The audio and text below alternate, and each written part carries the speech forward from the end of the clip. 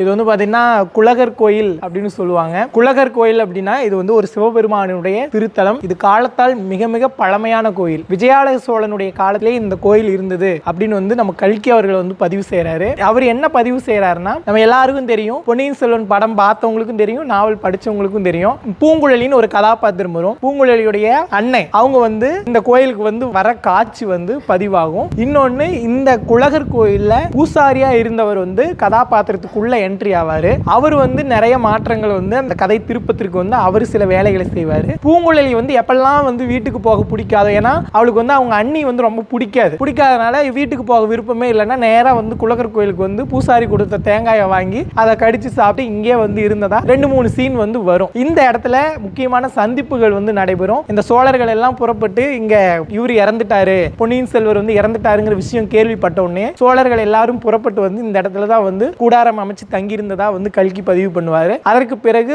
இந்த இடத்துல பாண்டியர்களினுடைய அந்த நடுநிசி கூட்டம் வந்து ஒன்று நடக்கும். இந்த குலகர் கோயில எல்லா பூசாரி எல்லாம் கிளம்பி போன பிறகு கோயில் சாத்தக்கூடிய நேரத்தில் நடுநிசி கூட்டம் போடுவாங்க. அந்த நடுநிசி கூட்டத்தில் பொன்னியின் செல்வர் இருக்கிறாரா இல்லையா அப்படிங்கறத பத்தி டிஸ்கஸ் பண்ணுவாங்க. ஸோ அதெல்லாமே இந்த கோயிலில் வச்சு நம்ம கல்கி அவர்கள் வந்து எழுதியிருப்பாரு. ஏன்னா இந்த கோயிலுடைய பழமை ரொம்ப ரொம்ப காலத்தால் பிற்பட்டது. நீங்க கோயிலுடைய ஸ்ட்ரக்சர் பார்த்தீங்கன்னா தெரியும். செம்பியன் மாதேவியுடைய கல்வெட்டு வந்து இந்த கோயிலில் கிடைக்குது.